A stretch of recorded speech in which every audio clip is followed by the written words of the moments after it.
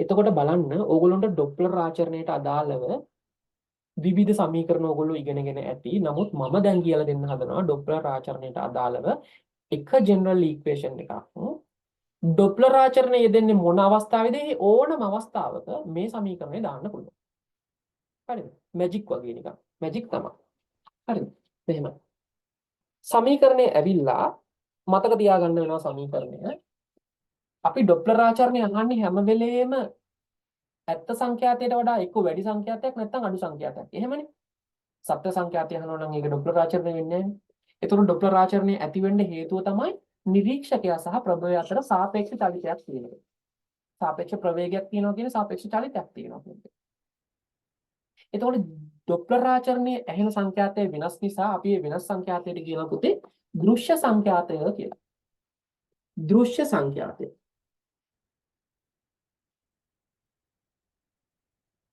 ඔකට f dash කියලා කියනවා. සත්‍ය සංඛ්‍යාතයට f කියලා කියනවා. දෘශ්‍ය සංඛ්‍යාතයේ f dash නම් f dash ට උත්තරයක් අපිට ලියන්න පුළුවන් මෙහෙම.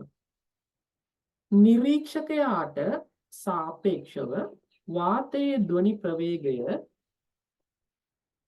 බෙදනවා ප්‍රභවයට සාපේක්ෂව වාතයේ ධ්වනි ප්‍රවේගයෙන් ගුණ කරනවා පුතේ සත්‍ය සංඛ්‍යාතය. සත්‍ය සංඛ්‍යාතයෙන් ගුණ කරනවා. මෙන්න තියෙනවා කාර් එකක්.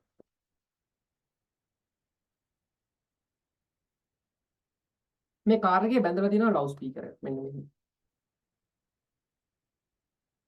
කාර් එකේ ලවුඩ් ස්පීකර් එකක් බැඳලා තියෙනවා. කාර් එක යනවා මෙන්න මේ පැත්තට. ළමෙක් ඉන්නවා මෙන්න මෙතන. ඌ කොහෙවත් යන්නේ නැහැ. ඌ නිකන් ඉන්නේ. පිනා වගේ. ඔහේ ඉන්නවා. දැන් ලොවෙත් පුතේ මේ ළමයාට සත්‍ය සංඛ්‍යාතය ඇහෙන්නේ නැහැ. මූට වෙනස් සංඛ්‍යාතයක් තමයි ඇහෙන්නේ. ඇහෙන්නේ කොයි විදිහේ සංඛ්‍යාතයක්ද කියලා හොයන්නයි හදන්නේ. හරි. සිද්ධාන්ත ක්‍රියාත්මක වෙන්නේ මෙන්න මෙහෙම. හොඳට බලාගන්න. හොඳට බලාගන්න. හරිද?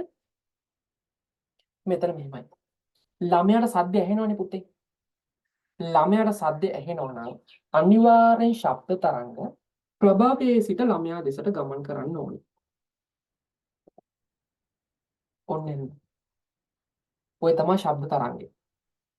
ශබ්ද තරංග ගමන් කරන්නේ වාතයේ ධ්වනි ප්‍රවේගයෙන්. වාතයේ ධ්වනි ප්‍රවේගයට අපි v කියලා දාමු. වාතයේ ධ්වනි ප්‍රවේගයට v කියලා දාමු. ඊට පස්සේ වාහනේ ගමන් කරනවා ඉදිරියට වාහනේ වෙහිකල්නේ. ඒ හින්දා අපි මේ වාහනේ ප්‍රවේගයට දාමු vv කියලා. vv. ළමයාට ප්‍රවේගයක් නැහැ. ළමයා නිකන් ඉන්නේ. ඒක ළමයාගේ ප්‍රවේගය බිඳුවයි. පළවෙනි පියවර ඔන්න ලකුණු කරා. ප්‍රභවය හොයා ගන්නවා නිරීක්ෂකයා හොයා ගන්නවා.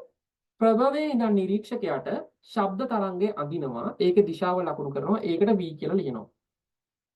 ඊළඟ පියවර වෙන්නේ ප්‍රභවය හෝ නිරීක්ෂකයා චලිත වෙනවද කියලා බලනවා. ඒ චලිත වෙනවා නම් ඒ චලිත ප්‍රවේග අදාළ අවස්ථාවල දාගන්නවා. තුන්වෙනි සහ වැදගත්ම පියවර. චලිත වෙන වස්තු අල්ලලා නිශ්චල කරනවා. ඒ මොකද්ද? මං කියලා දෙන්න. මෙන්න මේ වාහනේ යනවා ඉස්සරහට යන වාහනේ මට නිශ්චල කරන්න ඕනේ. එහෙනම් මම මොකද කරන්නේ? වාහනේ ප්‍රවේගයට සමාන ප්‍රවේගයක් අනිත් පැත්තට දෙන්න ඕනේ වාහනේට.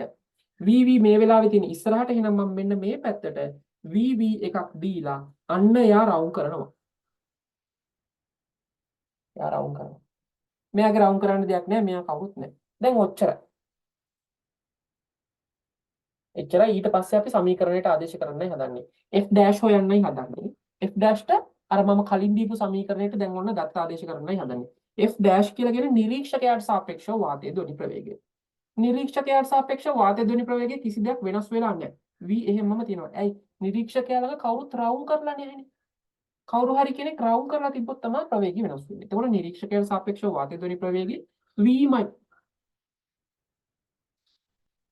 ප්‍රභවයට සාපේක්ෂව වාතයේ ධ්වනි ප්‍රවේගය ඇවිල්ලා බලන්න මේ v තියෙන්නේ මේ පැත්තට මේ v තියෙන්නේ මේ පැත්තට මේ v තියෙන්නේ මේ පැත්තට. එහෙනම් මේ v ගෙන් මේ v අඩු වෙන්න ඕන.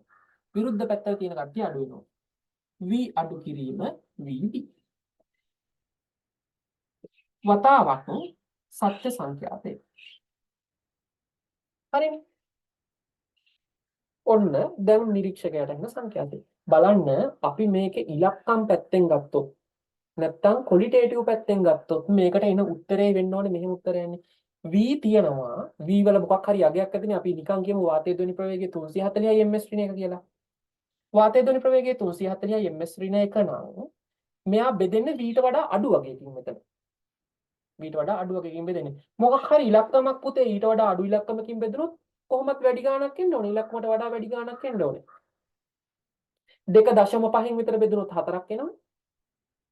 අන්න ඒ වගේ. එතකොට v ට වඩා අඩු ගානකින් බෙදුනට පස්සේ v ට වඩා වැඩි උත්තරයක් එනවා. ඒ කියන්නේ f dash f ට වඩා වැඩි යගයක් වෙනවා. ඇත්තනේ. කවුරු හරි නිශ්චල නිරීක්ෂකයෙක් දෙසට වාහනයක් එනවා නම් නැත්නම් නිශ්චල නිරීක්ෂකයෙක් දෙසට ප්‍රභවයක් එනවා නම් සංඛ්‍යාතය වැඩි වෙලා එනවා. හැබැයි මෙයාගේ ප්‍රවේගය වෙනස් වෙන්නේ නැත්නම් ඒ කියන්නේ මොකක් හරි vv කියන අගයේ දිගටම ඒ අගයේම තියෙනවා නම් සංඛ්‍යාතයත් එකපාරක් වැඩි වෙනවා තමයි. නමුත් ওই වැඩි වුණු අගය කාලෙත් එක්ක වෙනස් වෙන්නේ නැහැ. වැඩි වුණු අගය කාලෙත් එක්ක වෙනස් වෙන්නේ නැහැ. වැඩි වුණු අගය කාලෙත් එක්ක නියතව තියෙනවා. ඉවතට යද්දි අඩු වෙනවා. ඉවතටදී අඩු වෙන හැටිත් මම ඕනනම් කරලා පෙන්නන්නම්.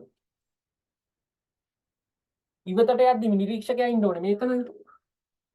ඔන්න නිරීක්ෂකයා ඉන්නවා. මෙන්න කාර් එක දමා යනවා මෙන්න මෙයා. මාව දමා ගියා කොස් කියලා කරනවා. මෙන්න. මෙයා මෙහෙට යනවා VV. මෙයා ඉතින් මෙතන හිටියත් ඇහෙන්න ඕන නම් ශබ්දේ මේ පැත්තට එන්න එපායි. ශබ්ද මෙහෙට ගියාට මෙයාට ඇහෙන්නේ නැහැනේ. ශබ්ද ගෙලින්ම මෙහෙට එන්න ඕනේ. එතකොට V තියෙන්නේ මේ පැත්තට. එතකොට මෙයා ආපහු නිශ්චලයි. මෙයා තමයි යන්නේ. එතකොට මෙයා නවත්තන්න මේ පැත්තට දෙන්න ඕනේ ප්‍රවේගය. VV එකක් මේ පැත්තට දෙන්න ඕනේ. නිරීක්ෂකයාට සාපේක්ෂව වාතයේ ධ්වනි ප්‍රවේගය Vමයි. ප්‍රභවයට සාපේක්ෂව වාතයේ ධ්වනි ප්‍රවේගය මේ පැත්තට තියෙන්නේ V මේ පැත්තට තියෙන්නේ ඒ VVමයි. ඒ දෙක එකතු වෙන එකයි වෙන්නේ. V ධන VV. වතාවක් F not. බලන්න v බෙදෙන්නේ v ට වඩා වැඩි අගයකින්. එතකොට අඩු අගයක් එන්නේ දශම සංඛ්‍යාවක් එන්නේ. f not දශම සංඛ්‍යාවකින් ගුණ වුණාට පස්සේ f not ට වඩා අඩු අගයක් එන්නේ. ඒක ඇහෙන්නේ නිරීක්ෂකයාට මේ අවස්ථාවේ ඇහෙන්නේ සත්‍ය සංඛ්‍යාතයට වඩා අඩු සංඛ්‍යාතයක්. එහෙනම් මේ වෙලාවේ අඩුවෙන් ඇහෙන්නේ. ඒ කියන්නේ නිරීක්ෂකයාව දාලා කවුරු හරි යද්දී එයාට අඩු සංඛ්‍යාතයක් තමයි ඇහෙන්නේ. ප්‍රස්ථාරය ගත්තොත් මෙහෙමනේ. ප්‍රස්ථාරය ඇඳෙන්නේ එතකොට ඔන්න ඔය සමීකරණ දෙකට අනුව. ගාණ කියන්නේ මෙහෙමනේ. දුම්රියක් තියනවා අය. දුම්රියක් වේදිකාවේ ඉන්න නිරීක්ෂකයා දෙසට එනවා අය. ඊට පස්සේ මොකද කරන්නේ? නිරීක්ෂකයා පහු කරගෙන යනවා. එහෙනම් දෙසට එද්දී නිරීක්ෂකයාට අර සෛරණේ සංඛ්‍යාතයේ සත්‍යයකට වඩා වැඩි එකක් ඇහෙන්න ඕනේ. ඉවතර යද්දී සත්‍යයකට වඩා අඩු එකක් ඇහෙන්න ඕනේ. හරි වැඩි එක්කුයි අඩු එක්කුයි ඇහෙනවා තමයි. නමුත් කාලෙත් එක්ක ඒ සංඛ්‍යාත වෙනස් වෙන්නේ නැහැ. එහෙනම් ප්‍රස්ථාර වෙන්නේ මෙහෙම ඇවිල්ලා මෙහෙම ඇවිල්ලා. වෙනස් වෙන්නේ නැහැ. ඇයි? අර වගේ ප්‍රවේග වෙනස් වෙන්නේ නැහැ. ප්‍රභවයේ යන ප්‍රවේග වෙනස් වෙන්නේ නැහැ. එහෙනම් උත්තර වෙනස් වෙන්නේ නැහැ. කාලෙත් එක්ක මෙන්න මේ උත්තර දෙක වෙනස් වෙන්නේ නැහැ.